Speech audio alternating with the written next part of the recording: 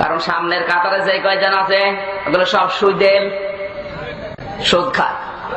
টাকা ছেড়ে রাখে, টাকা আসে, ওই টাকা দলে আছে আল্লাহ পড়ে। আপনি কেন এর বিরুদ্ধে বলেন? ঠিক আছে, ওইটা আমি বলছি না। দ্বিতীয় নাম্বার, আপনি ঘোষের কথা কেন বললেন? 3 কাতার পরে যারা বসে আছে থানা থেকে ওরা আসে, আপনি ঘোষের কথা কেন বললেন? ওদের গায়েও লাগে। সুদ বলবো না, ঘোষ বলবো না, আমি কি রাম রাম দিয়ে নামাজ পড়াবো?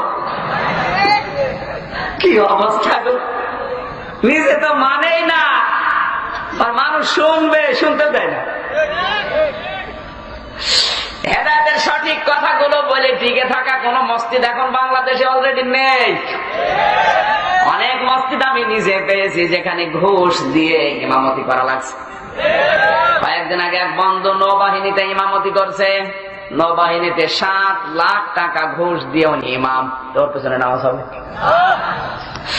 কুষ্টিয়া এই যে মেডিকেল কলেজ হচ্ছে, নেতাকে জিজ্ঞাসা করছে তার এক আত্মীয় কামেল পাশ করেছে, ডাক দিয়ে বলে আঙ্কেল আমি এখানকার ইমাম হব।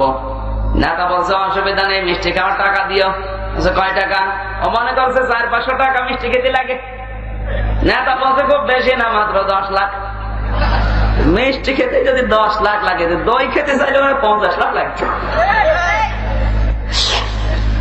যে দেশে ইমামতি করার জন্য 10 লাখ টাকা ঘুষ দেওয়া লাগে, তো কোন সূরা দিয়ে নামাজ পড়বে? কথা বলছেন আমার?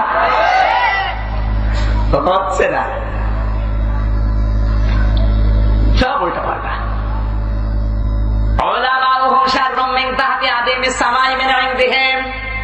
পৃথিবীতে আসমানের নিচে জমিনের উপরে সবচেয়ে বড় ঘৃণার পাত্র হয়ে দাঁড়াবে আলেমরা। আজ আপনি বাস্তবতায় তাকান, একটা কুকুরেরও দাম আছে, আলেমের মানুষের কাছে এখন দাম নেই। কুকুরকে দেখলে মানুষ মনে করেন ওর বোমা আছে, কিন্তু আলেম দেখলে মনে করেন কিন্তু বোমা আছে। এক কথা বলছেন এখানে। আলেমদেরকে এত খারাপ মানুষ আল্লাহ, মানুষ কিন্তু জানতো না। আলেমদের উপরে বিদ্বেষ, এই মনোভাবটা তৈরি হওয়ার পেছনে যারা ভূমিকা পালন করছে আপনি একটু তাকান। আলেমদেরকে কালার করার জন্য নতুন নতুন নাম তাদের নামের আগে পরে দেওয়া হচ্ছে। আলেমের নাম দেওয়া হয় তেতুল হুজুর। এই শব্দটা পৃথিবীর নতুন শব্দ। কোন মেধা থেকে আসতেছে আপনি টের পাচ্ছেন? যেখান সেখান থেকে এটা আসে না, এটা বড় মেধা লাগে। তেতুল হুজুর পৃথিবীর নতুন শব্দ। ছোটখাটো মানুষের মাথা থেকে আসবে না। যে মাথা থেকে আসতেছে আমি আর নাম বললাম না। 2 নম্বরে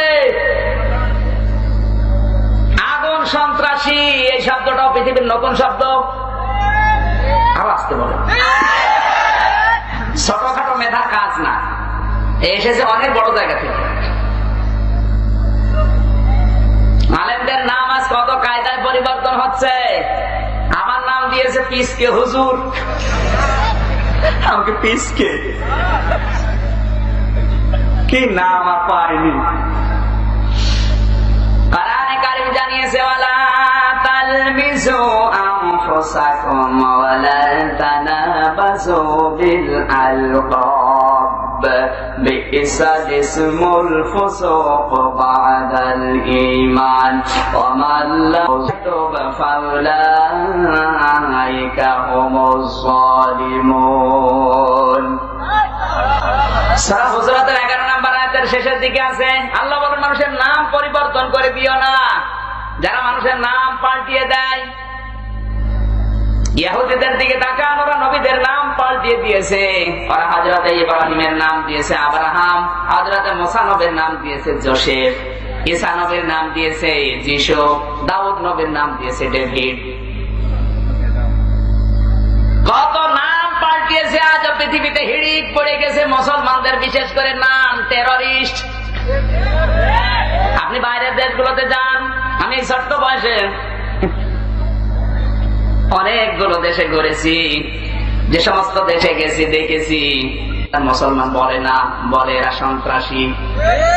আপনি যদি আমেরিকায় যান আর যদি জিজ্ঞাসা করেন ভাই আপনার বাড়ি কোথায়, আপনি যদি বলেন বাংলাদেশে, হয়তো চিনবে না বাংলাদেশ, আপনাকে বলা লাগবে ভাই পাকিস্তান নাই ভারত।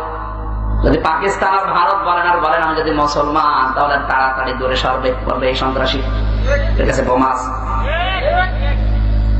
এই অবস্থা ছিল না। এটা তৈরি করার পেছনে সবচাইতে বেশি ভূমিকা পালন করেছে তথ্য সন্ত্রাস।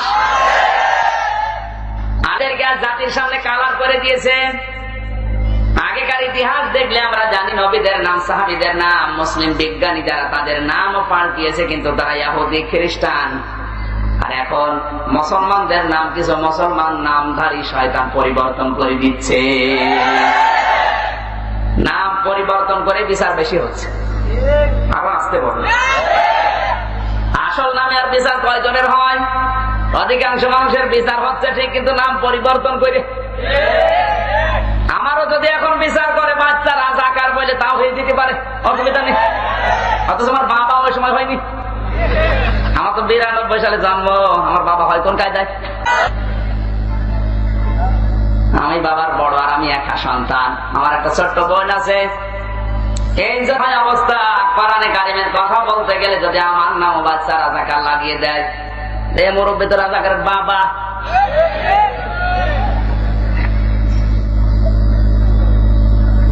না, হাদিসের শেষের কথাগুলো আরো কঠিন বলবো। আপনাকে রাগ হচ্ছে, অনেকের মন খারাপ দেখছে। নবীজি বলেন এরকম কঠিন অবস্থা যখন দুনিয়াতে আসবে, তাখরুজুল ফিতনাতু ওয়া ফীহিম তাউদ। সোদা খেতে দিলে একটার পরে একটা দানা যেমন তাসবিহ থেকে পড়ে যায়, ঠিক ওই অবস্থায় পৃথিবীতে একটার পরে একটা ফিতনা ফাসাদ আসতেই থাকবে। আমার তো মনে হয় নবীজি কথা জানিয়েছে 1500 বছর আগে। কি বলেন? আর এখন বাংলাদেশ দেখে দেখে হাদিসটা মিলিয়ে যাচ্ছে 100 বার। এখানে কেন ইসলামী 46 বছরে একটা আইন বাংলাদেশে কায়েম হয়নি আপনি এবার মিলিয়ে নেবেন? আমি একেবারে হাতে কলমে আপনাকে দেখাচ্ছি। একটু অ্যাক্টিভ হওয়া লাগবে। জবান ছেড়ে তেলাওয়াত করেন সূরা নিসার 136 নম্বর আয়াত। সকালবেলা যদি কেউ জিজ্ঞাসা করে কোন সূরার আয়াতটা শুনেছেন, বলবেন সূরা নিসার আয়াত নাম্বার 100। কোন আয়াত থেকে কথা শুনতে হলে 5টা বিষয় লক্ষণীয়। তাফসীরে মাযহারিতে আল্লামা সানাউল্লাহ পানিপতি ভূমিকা দিয়েছেন। 1 নম্বরে শুদ্ধ তেলাওয়াত, 2 নম্বরে অর্থ, 3 নম্বরে ঐতিহাসিক প্রেক্ষাপট, 4 নম্বরে বাস্তব ব্যাখ্যা, 6 নম্বরে 4 নম্বরে বাস্তব ব্যাখ্যা, 5 নম্বরে ওখানে মূল শিক্ষা নিয়ে বাড়ি যাওয়া। এই 5টা বিষয় নিয়ে বাড়ি যেতে রাজি আছেন না? রাজি আছেন না? নেই? জবান ছেড়ে প্রথমটা পড়ে না, আউযু বিল্লাহি মিনাশ শাইতানির রাজিম, বিসমিল্লাহির রাহমানির রাহিম, ইয়া আইয়ুহাল্লাযীনা আমানু আমিনু বিল্লাহ। এই পর্যন্ত থাক। হ্যাঁ না মানে এ পর্যন্ত কতদূর লাগবে জানেন? দেখি এ পর্যন্ত থাকে, পরে যদি আপনারা থাকেন আমি পরে শব্দে যাব। আল্লাহ ডাক দিয়েছেন ইমানদারকে। কাকে? কোন বেঈমান কিন্তু এই আয়াতের ভেতরে নেই, কারণ বেঈমান আগেই মাইনাস। বেঈমানদের জন্য আলাদা আয়াত আছে, ইয়া আইয়ুহান নাস, ইয়া আইয়ুহাল ইনসান। ওই সমস্ত মানুষ, তামাম দুনিয়ার পৃথিবীর মানুষকে আল্লাহ ডাক দিয়েছেন। তখন ইমানদার বেঈমান সবাই। কিন্তু এখানে আল্লাহ ডাক দিলেন শুধু কাদের? আমরা এখানে যারা আছি ইমানদার না বেঈমান? আরো জোরে বলেন। ইমানদারকে ডাক দিয়ে আল্লাহ জানিয়েছেন আমিনু বিল্লাহ, আমি আল্লাহর প্রতি ঈমান আনো। আল্লাহ যদি কোন বেঈমানকে ডাক দিয়ে বলতো আল্লাহর প্রতি ঈমান আনো, তাহলে আমরা কিছু বলতাম না, আয়াত নিয়ে গবেষণা করতাম না। কিন্তু যখন আল্লাহ ইমানদারকে ডাক দিয়ে বলেন ঈমান আনো, অবশ্যই তখন গবেষণার বিষয় আছে। কথা বলেন। আপনি মাদ্রাসায় ভর্তি হওয়ার পরে প্রিন্সিপাল সাহেব যদি বলে বাবা তুমি আবার ভর্তি হও, ছাত্রটা যদি মেধা খারাপ থাকে বা একটু পাগল হয়, ও চিন্তা করবে আমি তো ভর্তি হয়েছি, প্রিন্সিপাল আবার ভর্তি হতে বলে, মনে হয় ওনার মাথা ঠিক নেই, বলবে না? কিন্তু যদি বুদ্ধিমান হয়, চৌকস হয়, বা যদি মেধা থাকে, ও চিন্তা করবে প্রিন্সিপাল যখন বলেছে ভর্তি হও, আমি তো ভর্তি হয়েছি, আবার ভর্তি হতে বলে, তাহলে এর ভেতরে অবশ্যই কারণ আছে। ও এক দৌড়ে যাবে কিরানির কাছে, ডাক দিয়ে বলবে ভাই আমার ফর্মটা দেন, দেখি আমার বাবার নাম মনে হয় ওঠেনি। অথবা আমার মোবাইল নাম্বার মনে হয় দেওয়া হয়নি, আমার গ্রামের নাম হয় ভুল হয়েছে, কথা বলছেন। এটা একটা প্রিন্সিপালের কথা শোনার পরে যদি একটা ছাত্র যে চৌকস বুদ্ধিমান যদি দৌড়াদৌড়ি করতে পারে, তাম দুনিয়ার প্রিন্সিপালের উপরে কে? উনি যখন আপনাকে বলছেন ইমানদারেরা ইমান হয়নি, ইমান আনো, তাহলে আপনাকেও দৌড়াদৌড়ি করার দরকার আছে না নেই? আপনি দেখেন আপনার বাবার নাম ঠিক আছে কিনা, আপনার গ্রামের নাম হয়তো ভুল হয়েছে, আপনার মোবাইল নাম্বার হয়তো ওঠেনি। আমরা এই তিনটা বিষয় একটু আবিষ্কার করি নাকি? না তো 46 বছর ইসলাম আসে না কেন? অনেক মানুষ বলে এত মানুষ দেশে, এত মুসলমান, অথচ একটা ইসলামের আইন চলে না। এটা আল্লাহর দোষ না, আল্লাহ তো ওয়াদা দিয়েছে,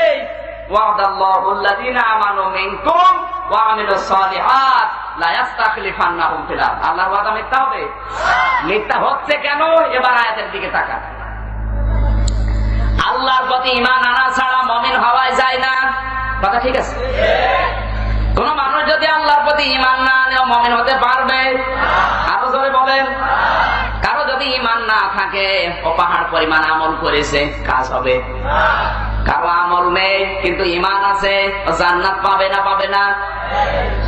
70 বছর বয়স একজন হিন্দু, ও জান্নাতি না জাহান্নামী? আরো জোরে বলেন। সকাল 10টার সময় ঈমান এনেছে, 11টার সময় মারা গেল, জান্নাতি না জাহান্নামী? কেন? আরো জোরে বলেন। সকাল 10টার সময় ঈমান এনেছে হিন্দু বেটা, 70 বছর বয়স, দুপুর 2টার সময় মারা গেল, জান্নাতি না জাহান্নামী? হ্যাঁ, আপনি গ্যারান্টি দিতে পারবেন না, কারণ জোহরের নামাজ ফরজ ছিল, আদায় করেনি। কথা বলছেন এখন? 4 ঘন্টা মাত্র ঈমানের সহিত হায়াত পেয়েছে, জোহরের নামাজের হিসাব ওকে দেওয়া লাগবে, কারণ ঈমানের পরে নামাজ। যেহেতু 4 ঘন্টার ভেতরে জোহরের নামাজটা ফরজ হয়ে গিয়েছিল, পড়ে নাই, এজন্য হিসাব দেওয়া লাগবে। এরপরে যদি জান্নাত আল্লাহ দেয়, কথা বলেন ঠিক কিনা? কারণ আফদালু মা ইউহাসাবু বিহিল আবদু ইয়াউমাল কিয়ামাতিস সালাত, ঈমানের পরে কিয়ামতের সর্বপ্রথম হিসাব নেবে আল্লাহ কিসের? আরো জোরে বলেন। ও যদি 4 ঘন্টা হায়াত পেয়ে এক ওয়াক্ত নামাজ না পড়ে হিসাব দেওয়া লাগে, আপনি মুসলমান, সে ছোটবেলা থেকে শুধু খাতনা করে বসে আছেন, তোমাদের নামাজ পড়েন না, আপনি তো ধরা খেয়ে বসে আছেন, কথা বলেন। সুতরাং এই মাহফিলে যারা এসেছে কোরআন শুনতে, এখান থেকে সিদ্ধান্ত নেওয়া যায়, যতদিন আজরাইল না আসে অন্তত ফরজ নামাজ ছেড়ে দেব না। যারা পারবেন তারা হাত তোলেন, দেখে লিল্লাহি তাকবীর। দেখে তো হাত তোলেনি কেন? না, সবাই তোলেন, তবে ওই লোকটা দাঁড়িয়ে আছে।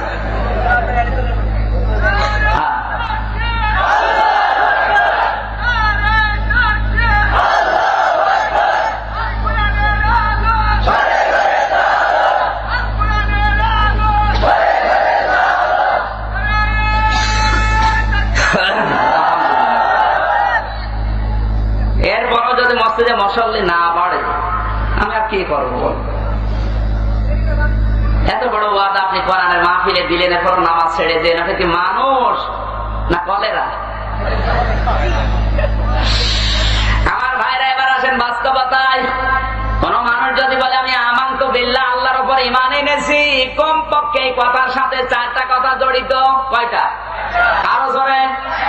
4টা বিষয় যদি আপনার ভেতরে না থাকে, আপনার ঈমান আল্লাহর কাছে কবুল হবে না। এই যে উস্তাদ ছোটবেলায় মক্তবে পড়িয়েছে, আমিও দেখেছি, বগদাদি কায়দায় পড়েছিলাম, নুরানি কায়দার পেছনের দিকে লেখা আছে আমানতু বিল্লাহি কামা হুয়া বিআসমাইহি ওয়া সিফাতিহি ওয়া ক্বাবিলতু জামিআ আহকামিহি ওয়া আরকানি। ছোটবেলায় শব্দগুলো বুঝি নাই, কিন্তু এখন বুঝতেছি কি পড়েছি। আমি তো আগেই বলেছি আল্লাহর প্রতি ঈমান আনা ছাড়া মুমিন হওয়া যায় না। আর কেউ যদি বলে আমানতু বিল্লাহ, আল্লাহর উপর ঈমান এনেছি, এই কথার সাথে কয়টা কথা জড়িত? আপনি যদি একটা মানেন, বাকি 3টা না মানেন, আপনার ঈমান আর আবু জেহেলের ঈমান সমান। কথা বলেন, ওরা 4টাই মানা লাগবে।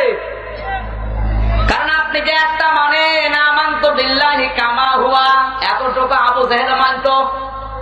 কামা হুয়া মানে আল্লাহর অস্তিত্বে বিশ্বাস করা এবং মেনে নেওয়া। আবু আবু জেহেল আল্লাহর অস্তিত্বে বিশ্বাস করতো, তার বাস্তব প্রমাণ কোরআনে কারীম জানিয়েছে, ওয়ালা ইনসানতাহুম মান খালাকাস সামাওয়াতি ওয়াল আরদা ওয়া সাখারাশ শামসা ওয়াল কামারা লা ইয়াকুলুনাল্লাহ। ইলা আখির আয়াত। সূরা লোকমানের ভেতরে আছে, সূরা নূরের ভেতরে আছে, কোরআনে কারীমে বহু জায়গায় আল্লাহ দিয়েছেন। হে নবী, আপনি যদি জিজ্ঞাসা করেন এই কাফেরদেরকে যে আসমান আর জমিন চন্দ্র সূর্য কে বানিয়েছে, ওরা বলবে আল্লাহ বানিয়েছে। লা ইয়াকুলুনাল্লাহ, তাকে তোমরা সাকিলা গ্যারান্টি দিয়ে বলবে, সুপারলেটিভ দিয়ে অবশ্যই কে বানিয়েছে? আরো জোরে বলেন। বাস্তব প্রমাণ আরো নেন।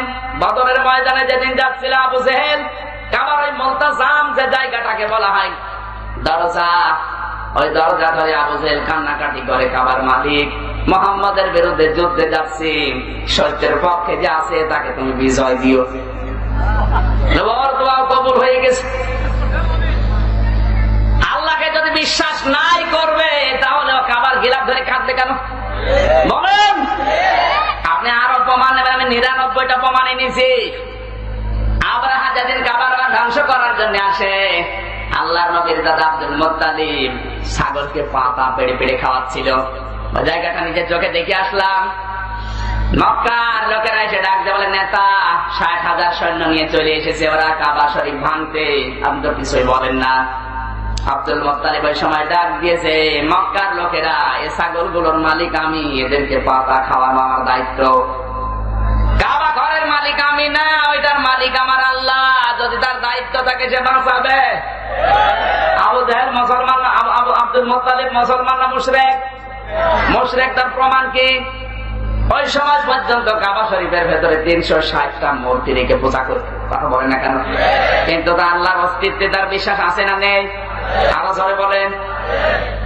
এবার আপনি হাদিস দেখেন বুখারী শরীফ, নবীজি নবুয়ত পাওয়ার পরে যখন বাড়িতে আসলেন, ডাক দিয়ে বলেন, সাম্মিলুনি ইয়া খাদিজা, আমাকে ডেকে দাও খাদিজা, আমি ভয় পেয়েছি, আমার মনে হয় জ্বর আসবে। হযরতে খাদিজা ওই সময় একটা ছোট্ট শব্দ দিয়ে নবীকে সান্ত্বনা দিলেন, আল্লাহি লা ইউখজিকাল্লাহু আবাদান। খাদিজা ওই সময় ঈমানের দাওয়াত পেয়েছে। আরো জোরে বলেন। কিন্তু শব্দের দিকে খেয়াল করেন, আল্লাহি, আল্লাহর কসম, লা ইউখজিকাল্লাহু আবাদান, এতটুকু শব্দে আল্লাহর নাম বলেছে কয়বার? আপনারা ঘুমাচ্ছেন না? কয়বার বলেছে? মনে তো মুসলমানই হয়নি, কিন্তু আল্লাহর নাম উচ্চারণ করছে 2 বার এতটুকু শব্দে। ওই জামানার মানুষও ইমানদার ছিল না, কিন্তু আল্লাহর অস্তিত্বে তাদের বিশ্বাস ছিল, এটা প্রমাণ পেলাম। কথা বলেন ঠিক কিনা? এবার আপনি বাংলাদেশের সাথে মিলান। এদেশে হাজারো মুসলমানের ঘরে জন্ম নিয়ে আল্লাহর অস্তিত্বে বিশ্বাসও করে না, মানেও না। তার বাস্তব প্রমাণ ডক্টর আহমদ শরীফ, ডক্টর কবির চৌধুরী, হুমায়ুন আজাদ, তাসলিমা নাসরিন, শামসুর রহমান, সবগুলো নাম কোরআনের নাম। মুসলমানের ঘরে জন্ম, কিন্তু unseen is nothing, there is no god বলে চালিয়েছে। কথা বলে না কেন? কি বুঝলেন এখান থেকে? যে মুসলমানের ঘরে জন্ম নিয়ে আল্লাহর অস্তিত্বে বিশ্বাস করে না, মানেও না, ও তো আবু জেহেলের চাইতেও খারাপ। আবু জেহেল তো আল্লাহর অস্তিত্ব বিশ্বাস করতো। তাহলে এই হিসাবে আমি দেখেছি 16 কোটি মানুষের ভেতরে 1 কোটি প্রায় মাইনাস হয়ে যাবে। কথা বলেন না কেন? 1 কোটি এরকম নাস্তিক পাওয়া যাবে না? যাবে না? 16 কোটিতে 1 কোটি শেষ, বাকি আছে কয় কোটি? আরো জোরে বলেন। আপনি যদি বলেন আমি আল্লাহর প্রতি ঈমান এনেছি, বললে হবে না। 2 নম্বরে আপনাকে অবশ্যই বলা লাগবে আমি আল্লাহর বিআসমাইহি ওয়া সিফাতিহি, আমি আল্লাহর নাম সমূহ বিশ্বাস করি এবং মানি। তাহলে আমি এমন আল্লাহর ইবাদত করি, এমন আল্লাহর প্রতি ঈমান এনেছি যার নাম নেই। আল্লাহর নাম নেই? আপনি ঘুমাচ্ছেন, কথা জবাব দেওয়া লাগবে তো। আল্লাহর নাম আছে না নেই? হিন্দুরা যাদের ইবাদত করে আপনি তাকান, ওরা 33 কোটি দেবতার ইবাদত করছে, নাম খুঁজে পাবেন?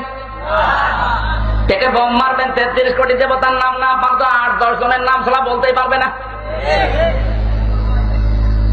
এবার আসেন, আমাদের আল্লাহর নাম আছে না নেই? কয়টা? 99টা। ওদের যে দেবতা, ওদেরও নাম আছে, কিন্তু অনেকের নাম খুঁজে পাওয়া না গেলেও 4-5টার নাম আমরা জানি। যেমন দুর্গা, সরস্বতী, কালী। কথা বলছে না কেন? ওদের নাম ওরা দিয়েছে। আমার আল্লাহ বলেন শুধু নাম না, বিআসমাইহি ওয়া সিফাতিহি। নাম বিশ্বাস করলে হবে না, তার সিফত, গুণাগুণ এটা বিশ্বাস করা লাগবে। আমরা বাংলাদেশে যারা আছি আল্লাহর নাম বিশ্বাস করি, আল্লাহর সিফত বিশ্বাস করি এবং মেনে নিয়েছি, এরকম মুসলমান কম না বেশি? বলেন, আন্দাজে বলেন। ওরা যে নাম দিয়েছে সরস্বতী, দুর্গা, কালী, এক একজনের গুণ আছে কিন্তু গুণের কার্যকারিতা নেই। দুর্গাকে দিয়েছে ফসলে যেন বরকত দেয়, সরস্বতীকে দিয়েছে বিদ্যায় যেন আপনার বিদ্যা যেন বেড়ে যায়, জ্ঞান যেন বেড়ে যায়, কালীকে দিয়েছে টাকা পয়সা যেন বেড়ে যায়। কিন্তু যে গুণগুলো আছে ওর কাছে আপনি রেখে দেন, কালীর কাছে যদি টাকা পয়সা রাখেন কালী সহ হারিয়ে যাবে। আমার আল্লাহ এরকম, আমার আল্লাহ বলেন আমার নাম আছে শুধু নাম না, আমার গুণ আছে শুধু গুণ না, গুণের কার্যকারিতা আছে। বিআসমাইহি ওয়া সিফাতিহি। আমার আল্লাহর নাম এবার ব্যাখ্যা করেন। আমাদের আল্লাহর নাম হচ্ছে রাজ্জাক। নাম কি? আরো জোরে বলা লাগবে। আল্লাহর নাম রাজ্জাক। আমার আল্লাহর নামটা শুধু নিয়ে তিনি রেখে দেননি, রাজ্জাক নামের গুণাগুণ আছে না নেই? ওমা মিন দাব্বাতিন ফিল আরদি ইল্লা আলাল্লাহি রিজকুহা। আল্লাহ পাক বলেন পৃথিবীতে এমন কোন বিচরণশীল জীব নেই যার রিজকের দায়িত্ব আমার রাজ্জাক নামের খাতিরে আমি তুলে নেইনি। মায়ের পেটের ভেতরে থাকতে কি লাগবে ওটা কেউ জানে না, আমি আল্লাহ রাজ্জাক নাম নিয়েছি এই জন্য রিজিক ওখানে পৌঁছিয়ে দেয়। মায়ের মাসিক অসুখ বন্ধ করে নাভির মাধ্যমে তার সংযোগ করে দিয়ে ওই নাপাক রক্ত দিয়ে তোকে বাঁচিয়েছি, কারণ আমার নাম রাজ্জাক। সুবহানাল্লাহ বলতে পারবেন না? তিমি মাছ আছে মাঠে পানির ভেতরে, 600 টন ওজন হয়, 600 টন। আপনি হিসাব করতে পারবেন না, 600 টন যদি ওজন হয় এক একটা মাছের, তার খাবার লাগে কত? এখন সলিমদ্দি কলিমদ্দি 100টা শুধু যাবে যাবে যাবে। এত বড় বিশাল মাছ, তার পেট কত বড়, তাও 3 বেলা করে খাবার আমার আল্লাহ রাজ্জাক নামের খাবারে পৌঁছিয়ে দিচ্ছে। অথচ মানুষ কয়েক ইঞ্চি, মানুষ কয়েক ইঞ্চি পেট, কয়েক ছটা খাবার লাগে।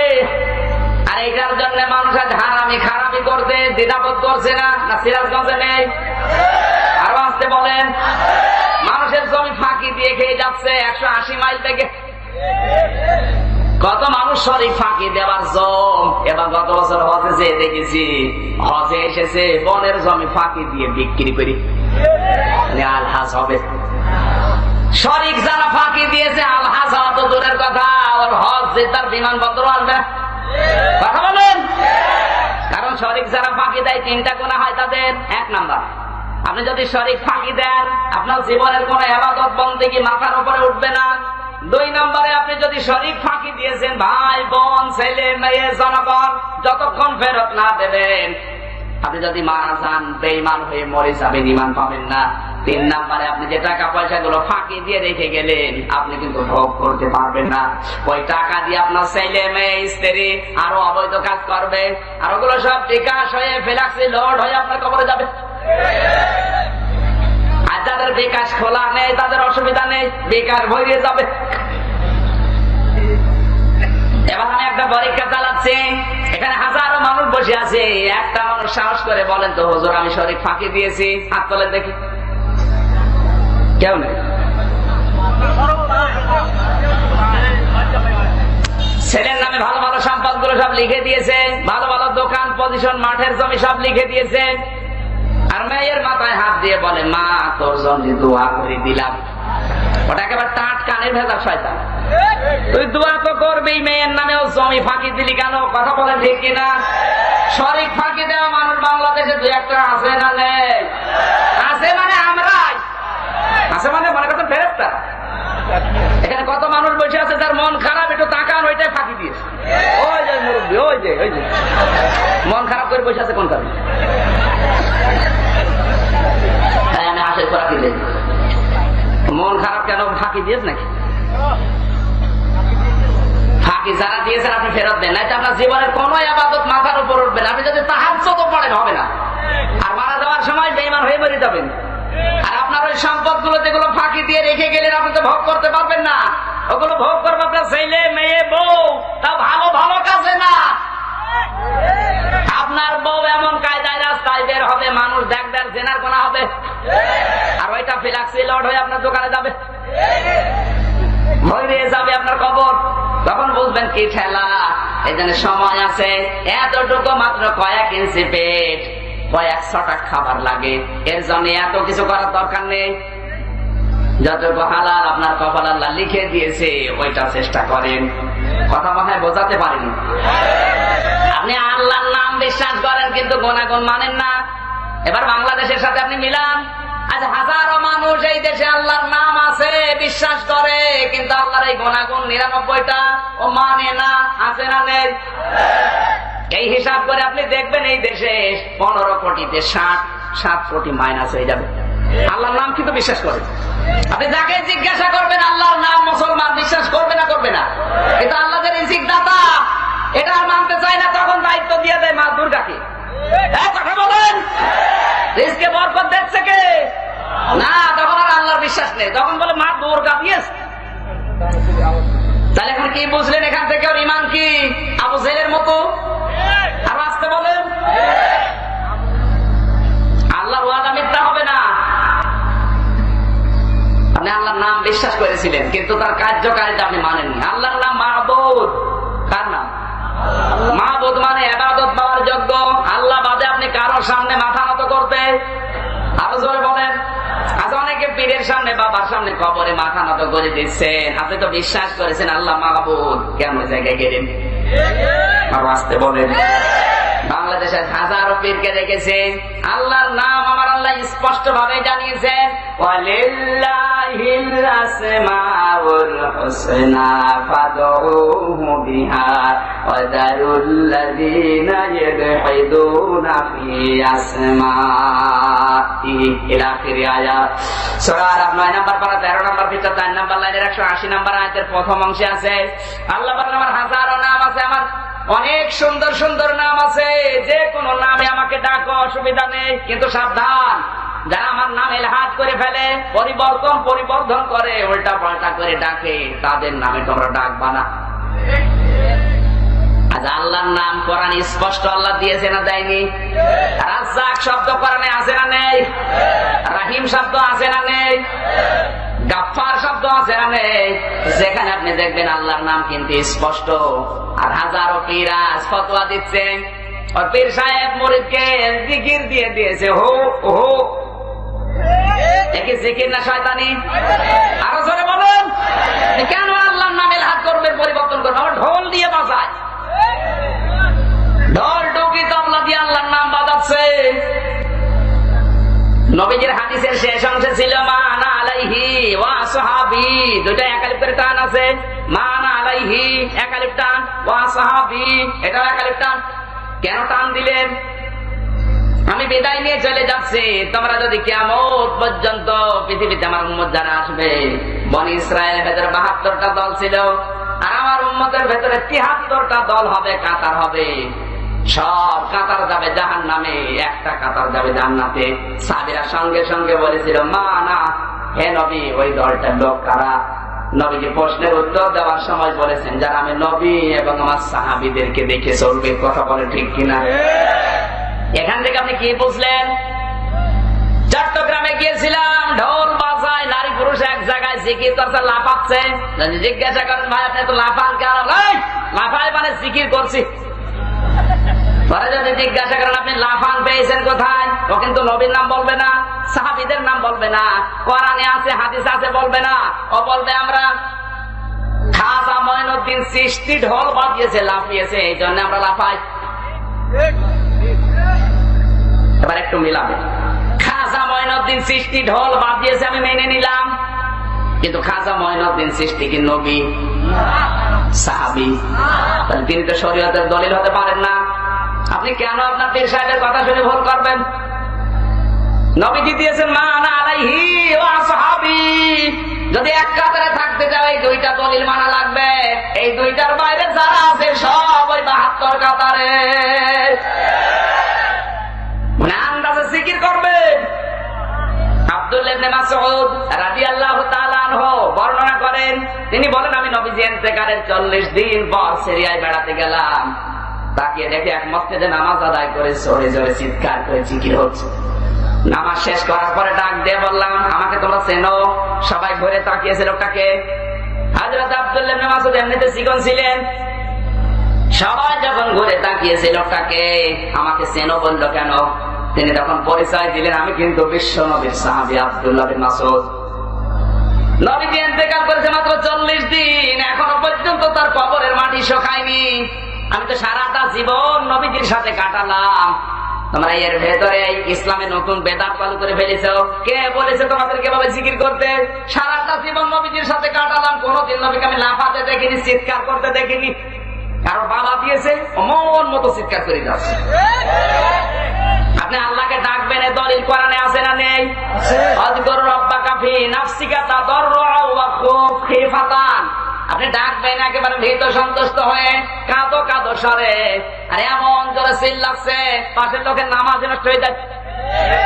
যেন আল্লাহর নাম যারা ডাকবেন স্পষ্ট ভাবে, একদমই 100 বার। অনেকে আল্লাহ বলে, কে বলেছে আপনাকে ভণ্ডামি করতে?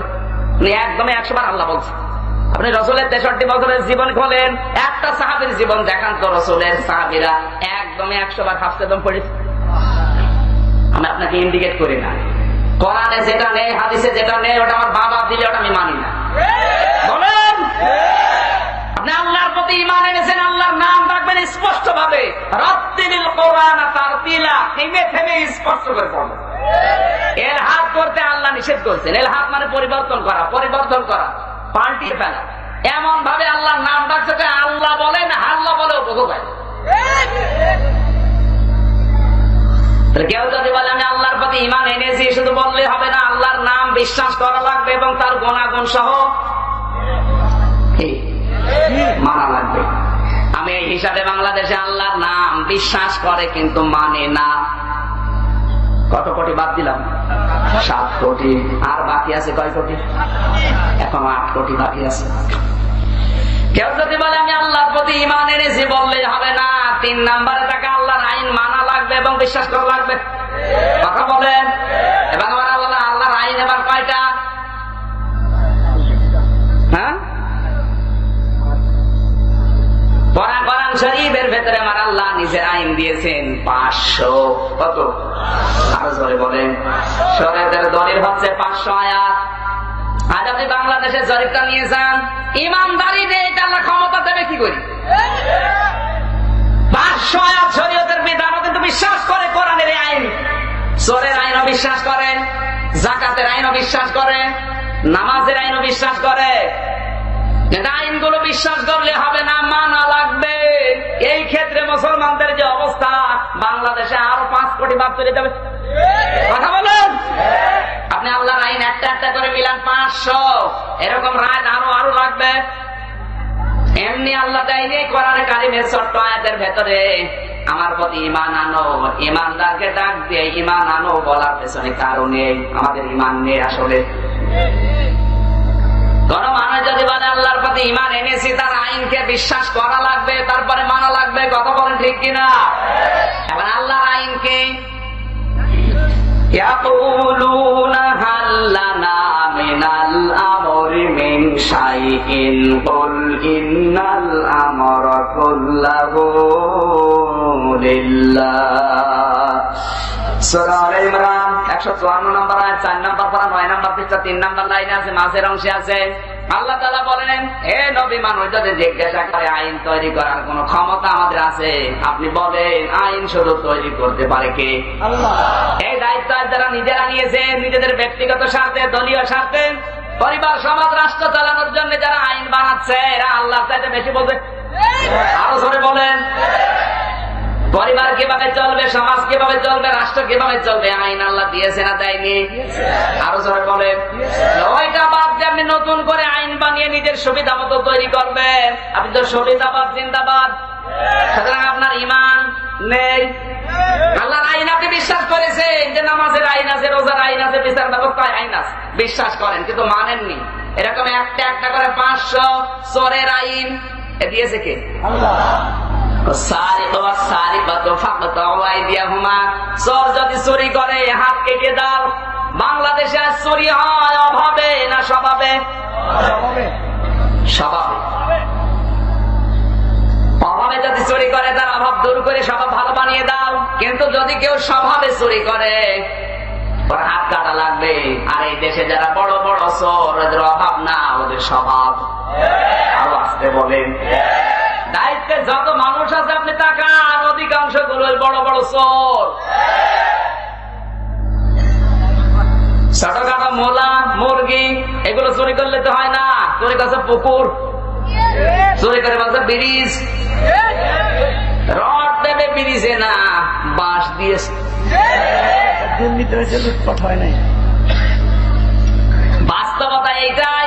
ইমান আসলে আমাদের হচ্ছে না। এরকম একটা একটা করে 500 আইন আছে।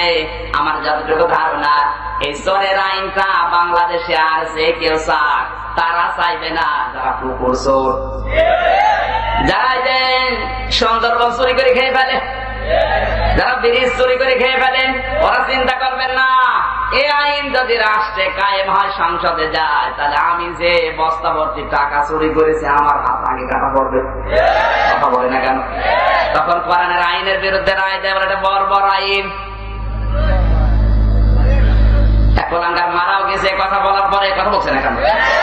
আল্লাহ কোরআনে এই আইনটাকে বর্বর আইন বলেছিল। সূরা মায়েদা 6 নম্বর পারা 13 নম্বর পৃষ্ঠা 3 নম্বর লাইন 38 নম্বর আয়াতের প্রথম অংশকে বলেছিল বর্বর আইন।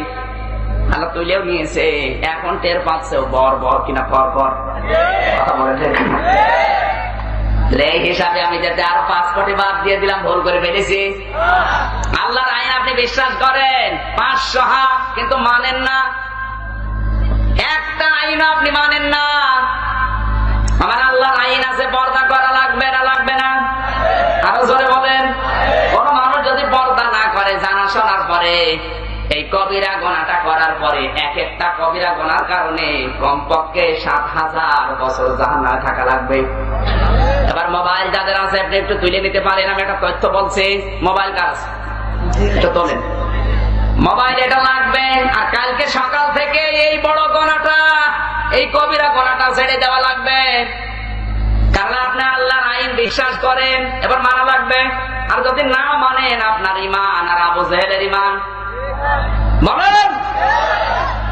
মোবাইল যাদের আছে তাদেরকে প্রথমে আহ্বান জানাচ্ছি, তোলেন। সূরা নিসা 4 নম্বর পারা 20 নম্বর পৃষ্ঠা 10 নম্বর লাইনের 22 নম্বর আয়াতের ব্যাখ্যাটা আমি বলছি। আজ এই বিষয়টা অনেকে কিছু মনেই করে না। এটা যে ফরজ আল্লাহর আইন, এটা অনেকে কিছু মনেই করে না, বেদাসে চলে যাচ্ছে। পৃথিবীতে ইসলামের শরীয়ত মোতাবেক একজন পুরুষ মানুষ 14 জন নারীর সাথে দেখা করতে পারবে। মোবাইলে যদি আপনি কথা বলেন মার্জিত ভাষায় বলবেন, পর্দার আড়াল থেকে যদি বলেন মার্জিত ভাষায় বলবেন। এই 14 জন নারীর সাথে আপনার দেখা করা যায় যাচ্ছে, তাও মুখমণ্ডল, হাতের কবজি আর পায়ের পাতায় 3টা বাদ দিয়ে পুরা শরীর ঢেকে রাখা লাগবে। আমি সহ যারা এসেছি সকালবেলা থেকে যেন আমল করতে পারি, আল্লাহ তুমি তৌফিক দাও। জোরে বলেন আমিন। এই লিখে নিন, মায়ের মতো 5 জন, নিজের মা, দুধ মা, খালা, ফুফু আর শাশুড়ি। নিজের মা বলতে আপনাকে যে জন্ম দিয়েছে, দুধ মা মানে যার দুধ আপনি ছোটবেলায় খেয়েছিলেন, খালা মানে এটা আপন খালা, নিজের মায়ের বোন। এখন তো বাংলাদেশে নিজের আপন খালার পরিচয় নেই, সব পাতানো খালা। যারে তারে দেখলে খালা বলে, ওটা উদ্দেশ্য খালা না, খালার মেয়ে আছে তাই। কথা বলে ঠিক কিনা? মনে করছেন হলো কিছু জানে না। এরপরে ফুফু, কত মানুষকে ফুফু বলে ডাকে। নিজের ফুফুর বাড়ি বছরে একদিনও যায় না, পাতানো ফুফু আছে, বছরে 5 বার যাচ্ছে। কারণ কি, ওই ফুফুর একটা মেয়ে আছে। ঠিক কয়েকজন বলল। এরপরে শাশুড়ি, নিজের শাশুড়ি হওয়া লাগবে। আজ পাতানো শাশুড়ির অভাব আছে, পাতিয়েছে ধর্ম শাশুড়ি। ও শয়তান। এবার আপনি বোনের মতো 5 জন, নিজের আপন বোন, দুধ বোন, দাদি, নানি আর নাতনি। এরপরে মেয়ের মতো 4 জন, নিজের মেয়ে, ভাইয়ের মেয়ে, বোনের মেয়ে আর পুত্রবধূ। নিজের মেয়ে তো আপনি বলছেন নিজের জন্ম দেওয়া মেয়ে, ভাইয়ের মেয়েটা আপন ভাইয়ের মেয়ে, পাতানো ভাইয়ের মেয়ে না। নিজের বোনের মেয়ে আপন বোনের মেয়ে, অনেকের পাতানো বোনের মেয়ের সাথে পর্দা নেই, নাকি এলাকায় সব নেই? পুত্রবধূ নিজের ছেলের বউ। মা বোন যারা এসেছেন আপনাদেরকে বলছে আপনারা এই তথ্যটা লিখে নিতে পারেন। একজন মহিলার জন্য ঠিক ওই রকম 14 জন পুরুষের সাথে দেখা করা যায় যাচ্ছে, কিন্তু মুখমণ্ডল, পায়ের পাতার, হাতের কবজি এই 3টা খোলা রাখতে পারবেন, বাকি সব জায়গা ঢেকে রাখা লাগবে। কথা বলেন ঠিক কি? মা বোন যারা এসেছেন আপনি আমল শুরু করেন সকাল থেকে, কারণ এটা আল্লাহর আইন। আপনি বিশ্বাস করেন কিন্তু মানেন না, আপনার ঈমান নেই। বাবার মতো 5 জন, নিজের বাবা, দুধ বাবা, চাচা, মামা আর শ্বশুর। নিজের বাবা আপনাকে যে জন্ম দিয়েছে ওইটা, দুধ বাবা সেই দুধ খেয়েছিলেন ছোটবেলায় যার স্ত্রী। 3 নম্বরে চাচা, আপন চাচা হওয়া লাগবে। চাচা তো চাচা, মামা তো চাচা, গ্রাম সম্পর্কে চাচা হলে হবে না, পর্দা করা লাগবে। এরপরে মামা, এই মামা বলতে নিজের মায়ের আপন ভাই। আজ তো বাসের কন্ট্রাক্টর তো মামা বলে ডাকে। বিশ্ববিদ্যালয় দেখেছি, মামা গাড়ি থামান, গাড়ি থেমে গেল, এমন মামি উঠেছে, মামা ওই দিকে তাকিয়ে অ্যাক্সিডেন্ট করিস, ওকে মামা।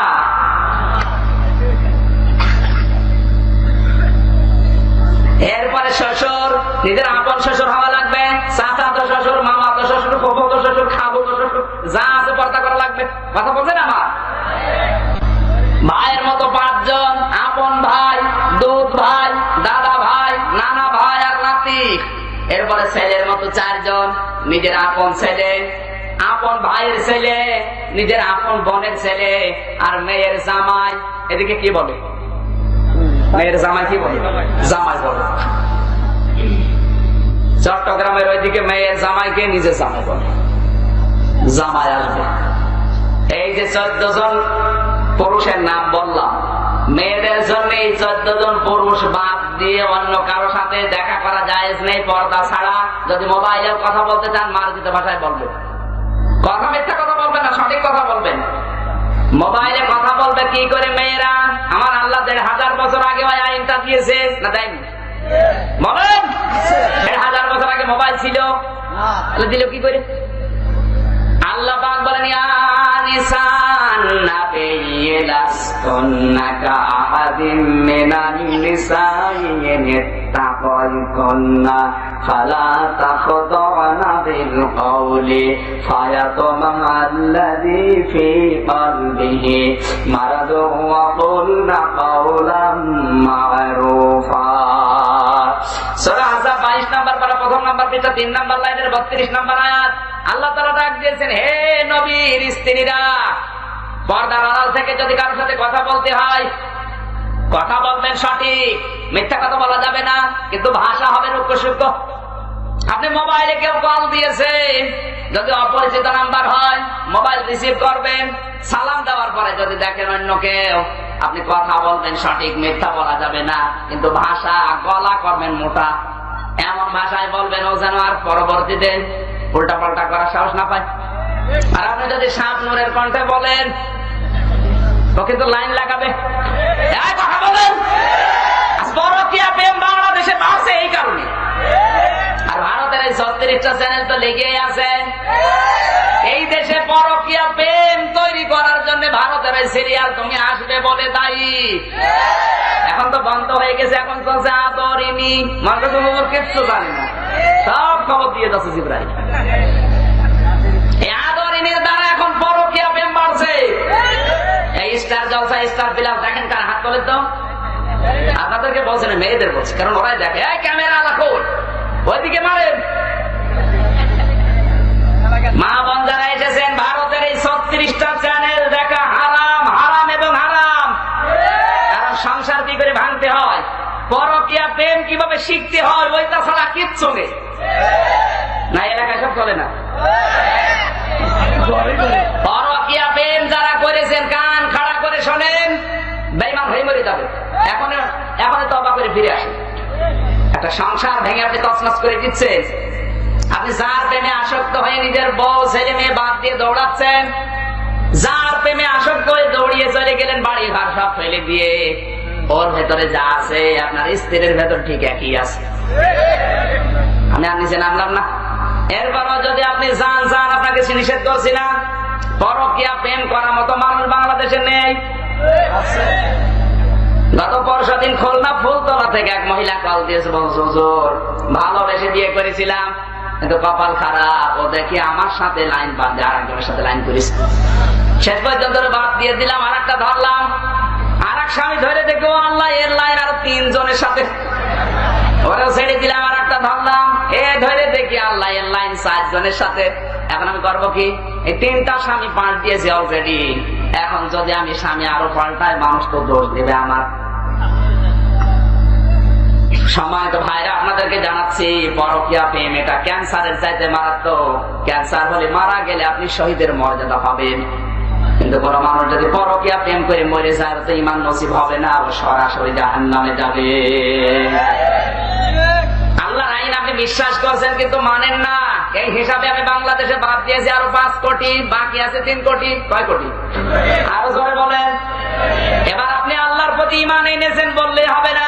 4 নাম্বার বিষয়টা, আল্লাহর ক্ষমতা বিশ্বাস করা লাগবে এবং মানা লাগবে। আরো জোরে বলেন। আমার আল্লাহর ক্ষমতা আছে না নেই? কি আছে? কোরআনে কারিমে আল্লাহ জানিয়েছেন আন্নাল কুওয়াতা লিল্লাহি জামিআ ওয়া আন্নাল্লাহা শাদীদুল আযাব। সূরা বাকারা প্রথম 2 নাম্বার পারা 4 নাম্বার পৃষ্ঠা 3 নাম্বার লাইনের 164 নাম্বার আয়াতের শেষের দিকে আছে। আল্লাহ তাআলা জানিয়েছেন সব ক্ষমতার উৎস আমি, সব ক্ষমতার মালিক কে? আরো জোরে বলা লাগবে। আপনার ক্ষমতার মালিক আল্লাহ, ওটা পরে আমি দেখাচ্ছি, বাইরে যাওয়া লাগবে না। আমার আল্লাহ যে ক্ষমতার মালিক তার বাস্তব প্রমাণ এই যে মুরব্বী এদিকে তাকা, 70 বছরের গরু, চশমা দেওয়া লাগে চোখে, আরো আসতে বলো, কিন্তু এনার এই যে চশমাওয়ালা পাওয়া গেছে একটা, চশমা খুলে নিয়ে যদি বলেন হাই কয় আঙ্গুল, বলবে 6 আঙ্গুল। কথা বলছে না কেন? কত দুর্বল আল্লাহ করে ফেলেছে। দিন যত যাবে ওনার হাত পা মেধা সব আরো দুর্বল হবে। কথা বলেন ঠিক কিনা? আপনাকে টাইট করতে আল্লাহর কিছু লাগবে না, শুধু পেছনের দরজা ঢিল করে দেবে। সারাদিন পানি পড়তে থাকবে। আপনি যদি সিরাজগঞ্জেও যান তাও পানি পড়বে। এই কথা বলছেন এখন। বাবা জিজ্ঞাসা করছে, ওকে শেফাদের বাবা তোমার কি হয়ে গেল? বলছো মা আমি মনে হয় বাঁচবো না। ছেলে চিন্তা করছে আমার বাবা, আমার দাদি মারা গেছে 3 বছর আগে। আমার বাবা, মা বলে কারে ডাক দিয়ে বলে আব্বা তোমার মাথা ঠিক আছে? এটা আমার মা। ওরে ভাই চোখ তো হাগা হলে হয়, একটু ঢিল হয়েছে। কারে কি বলে খুঁজে পাই। আর ওর মাথা ঠিক থাকে না, চেয়ার পেলে ওর মাথা গরম হয়ে যায়। এই জন্য এই দেশে যে যখন চেয়ারে থাকে সে তখন গিয়ারে থাকে। এই যে আমরা 3 জন এখন চেয়ারে, আমরা এখন গিয়ারে। মনে করছেন হুজুর গিয়ারে নেই? সব এখন গিয়ার। চেয়ার মানে যে এই চেয়ার, এই চেয়ার, এই চেয়ার, এই সমস্ত চেয়ারের কথা বললাম। অনেকে মনে করছে যে ওই চেয়ার, ওই চেয়ারের কথা বলে মায়ের খাবো। ও চেয়ার তো 41 সাল। কত সাল? চেয়ার মানে যে এই চেয়ার, এই চেয়ারে যে বলবে তার নামা লাগবে না, লাগবে না। পৃথিবীতে প্রত্যেকটা চেয়ারে কিন্তু এরকম, খালি একটা চেয়ার বাদ দিয়ে। কোন চেয়ার? অসিয়া করেছে আসমান জমিনে পরিব্যাপ্ত কার চেয়ার? ওই চেয়ারে কোনো পরিবর্তন আছে? ওইটা বাদ দিয়ে যত সুন্দর করে চেয়ার বানান আর যত আইন কানুন বানিয়ে চেয়ার তৈরি করেন, ও চেয়ারে বসলে নামা লাগবে। হয় 2 ঘন্টা আগে, নাই 2 ঘন্টা পরে। আমি এই যে বসেছিলাম যখন 10টায়, চেয়ার ওই সময় আমাকে স্মরণ করিয়েছে আমি হামজা বেশিক্ষণ না, মাত্র 2 ঘন্টা নামা লাগবে। কারণ এরপরে তাহাজ্জুদের নামাজের পরে, ফজরের নামাজের পরে, সকালে কর্মজীবন, আরো গুরুত্বপূর্ণ কাজ আসতেছে। চেয়ারে বসে লাভ দিও না, নামা লাগবে। পৃথিবীর প্রতিটা মানুষ যদি এটা বিশ্বাস করতো, এ বিশৃঙ্খলা হইতো না। কেউ বসে আছে এখন চেয়ারের গরমে, যে যেখানে আছে সেখানে ক্ষমতা দেখাচ্ছে। পুলিশও বসে নেই। আপনি যান রাস্তায়, ট্রাক থামাচ্ছে, টাকা নিচ্ছে। কি ক্ষমতা গো! বাসার রাত্রে ঘটনা পড়লাম, বাসার রাতে স্বামী ডাকতে বলে, স্ত্রী তুমি কি জানো আমি চাকরি করি? স্ত্রী বলে, কিসের চাকরি? মাঠের ভেতরে যে রেল লাইন, ওই গেট বন্ধ করা খুলিয়ে দেওয়া। তুমি গেটম্যান? গেটম্যান বলে আমার দাম দাও না, তুমি জানো আমার ক্ষমতা কত? স্ত্রী চিন্তা করে, একটা গেটম্যান আর আবার কিসের ক্ষমতা? সকালবেলা স্ত্রীর হাত ধরে নিয়ে গেছে, রেলগাড়ি আসে না, আন্দাজে গেট বন্ধ করে বসে আছে। ভ্যান, রিক্সা, মোটরসাইকেল যাও, রাস্তা দিয়ে যায়, সব বন্ধ। স্ত্রীকে বলে, দেখো তুমি তো বিশ্বাসই করছিলেন আমার ক্ষমতা আছে, দেখলে ট্রেন আসে না, অথচ সব বন্ধ করে দিয়েছে, আমার ক্ষমতা। কিছুক্ষণ পর ইন্টারসিটি ট্রেন আসতেছে, অত যেখানে সেখানে থামবে না, একবারে সিরাজগঞ্জে। ও মাঠের ভেতরে লাল ফেলা গোসল করে বসে আছে, ট্রেন গেছে থেমে। স্ত্রীর হাত ধরে বলে, দেখো তুমি যে দাম দিচ্ছিলে না, দেখলে আমার ক্ষমতা, ট্রেন আমি থামিয়ে ফেললাম মাঠের ভেতরে, আমার ক্ষমতা। স্ত্রী ডাক দিয়ে বলে, আল্লাহ তুমি কার ঘরে পাঠাইলে? তো ক্ষমতা ক্ষমতা করে বাঁচে না, না জানিয়ে আবার কত গোপন ক্ষমতা আছে। কিছুক্ষণ পরে ট্রেনের ড্রাইভার নেমে এসে বলছে, ভাই এখানে কোন বিপদ না, রেল লাইন কাটা? বলছে না। ট্রেন থামাইলে, আমার বউ বিশ্বাস করছিলেন আমার ক্ষমতা আছে বলে দেখালাম। ট্রেনের ড্রাইভার বলছে, একটা বিয়াদব, কত গুরুত্বপূর্ণ লোক ট্রেনে আছে, বিভিন্ন জায়গায় যাবে, তুমি বউ খুশি করার জন্য ইয়া কি মারো দিয়েছে, তুই চড়। বউ ডাকতে বলে, তুমি গেট বন্ধ করে দিলে, ভ্যান, রিক্সা, মোটরসাইকেল সব থেমে যায়, বুঝলাম। লাল ফেলা গোসো করলে চলন্ত ট্রেন থেমে যায়, তাও বুঝলাম, কিন্তু লোকটা তোমার চড় দিল কেন? বলছে, তুই বুঝবি না, ও দেখিয়েছে ওর ক্ষমতা, আর আমি দেখালাম আমার ক্ষমতা। আজ এই ক্ষমতা দেখা দেখি চলছে। কথা বলেন, আরো নিচে নামা রাখবে? কেউ বসে আছে? কেউ বসে নেই। কি ক্ষমতার মালিক মানুষ! খলিকাল ইনসানু দাঈফা, মানুষকে একেবারে দুর্বল করে আল্লাহ বানিয়েছেন। দাঈফ না দিয়ে দাঈফা দিয়েছে, একেবারে দুর্বল মানুষ। দিন যত যাবে তত দুর্বল হবে। ক্ষমতার মালিককে আল্লাহ। কিন্তু আজ যারা ভোট পাওয়ার জন্য, জনগণকে খুশি করার জন্য বলে জনগণ ক্ষমতার উৎস, এই আয়াত অনুযায়ী মুশরিক। আরো জোরে বলেন। এই হিসাবে বাংলাদেশে আরো 3 কোটি মাইনাস। কথা বলা লাগবে। 16 কোটিতে 16 কোটি ইমান রাখো। এই 4টা শর্ত মেনে ইমান আনা লাগবে। এইটাই কায়দায় পড়িয়েছিল আমানতু বিল্লাহি কামা হুয়া। ওই সময় বুঝি না, এখন দেখছি যে সব এর ভেতর। বিআসমাইহি ওয়া সিফাতিহি ওয়া কাবিলতু জামিয়া আহকামিহি ওয়া আরকানি, একটাও নেই, পাগা কেটে বসে আছে।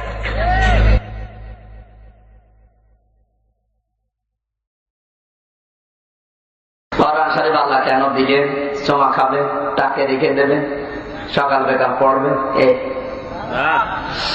আল্লাহ রাব্বুল আলামিন বলেন, তাহা মা আনজালনা আলাইকাল কুরআনা লিতাশকা।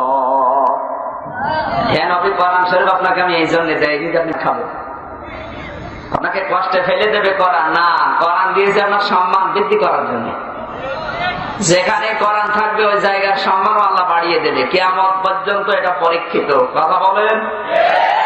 এই যে টেবিলটা কোরআন আছে, এই জন্য এখানে এখন কেউ পা দিতে পারবে না। পারবে? কোরআন না থাকলে কিন্তু মানুষ পা দিত। কি বলেন? লিতাশকা দিয়েছেন আল্লাহ, আপনাকে দুঃখ দেওয়ার জন্য, বিপদে ফেলার জন্য, মায়ের খাওয়ার জন্য দেয়নি। অথচ আমরা উল্টাটা দেখছি তামাম দুনিয়ায়। এখন আমরা মায়ের খাই। কারণ কি? কোরআনের যে মেসেজ, ওটা আমরা সঠিকভাবে নিতে পারি নাই। হেদায়েত যদি নিতে চাই কোন মানুষ, কোরআনের কাছে যাওয়া লাগবে। কোরআন বাদ দিয়ে পৃথিবীতে এমন কিছু নেই যেখানে পেলে গেলে আপনি হেদায়েত পাবেন। নেই? আছে? এজন্য যালিকাল কিতাব লা রাইবা ফি দিয়েছেন আল্লাহ। যালিকা ইসমে ইশারা, মুবতাদা, মারিফা। আল কিতাব এটাও মারিফা। আরবি গ্রামার অনুযায়ী মুবতাদা যদি মারিফা হয়, খবর হবে নাকিরা। আল্লাহ মনে হয় আরবি গ্রামার জানে না। হ্যাঁ, ভুল করে ফেললো কেন? খবর যখন মারিফা হবে তখন ইফিদুল হাস, হাসরা, হাসরের ফায়দা দেবে। বাংলা অর্থ কি দাঁড়াবে? পৃথিবীতে একখানা মাত্র কিতাব আল্লাহ পাঠিয়েছেন যেটা মানুষকে হেদায়েত দিয়ে জান্নাতে নিতে পারে, তার নাম কোরআন শরীফ। এই জন্য কোরআন বাদ দিয়ে অন্য কোন পৃথিবীতে কোন কিতাব ফেরেশতারা চেনে না, চেনে শুধু কোরআন শরীফ চেনে। আপনি মরণের পরে যদি বলেন মার রব্বুকা, আমার রব আল্লাহ, রব্বি আল্লাহ বলার সঙ্গে সঙ্গে ফেরেশতা বলবে পেলে কোথায়? আপনাকে বলা লাগবে কোরআনে পেয়েছি, কিতাবে পেয়েছি। কোরআন বাদ দিয়ে যদি কোন কিতাবের নাম আপনি দুনিয়ায় বলেন, আপনার দাঁত মুখ কবরে কিচ্ছু রাখবে না, কারণ কোন কিতাব ফেরেশতারা আরো জোরে বলে। সুতরাং এটা জানা লাগবে। হাদা বায়ানুল লিন্নাস হুদাল লিন্নাস, মানুষকে হেদায়েত দেওয়ার জন্য আল্লাহ কোরআন দিয়েছে, কিন্তু সব মানুষ কোরআন থেকে হেদায়েত পথ পায়। আরো আসতে বলে, তাহলে এটা কোরআনের দোষ? হুদাল লিন্নাস দিয়েছে, হুদাল লিল মুমিনিনা দেয়নি। হ্যাঁ, হুদাল লিল মুত্তাকিন আছে, ওটা এক্সেপশনাল, কিন্তু এখানে আল্লাহ দিয়েছেন হুদাল লিন্নাস। এই যে লাম শব্দটা, লাম শব্দ আরবি গ্রামার অনুযায়ী 13টা অর্থে ব্যবহার হয়। 9 নম্বর কায়দায় লেখা আছে লাম ব্যবহার করা হয় জিন্দা মানুষদের জন্য, যাদের জীবন আছে। এখানে আল্লাহ কিন্তু লিন্নাস দিয়ে জানিয়েছেন হেদায়েত দেব যাদের জীবন আছে। আর বাংলাদেশে এখন হেদায়েত পায় মানুষ মরে গেলে কোরআন পড়া হচ্ছে।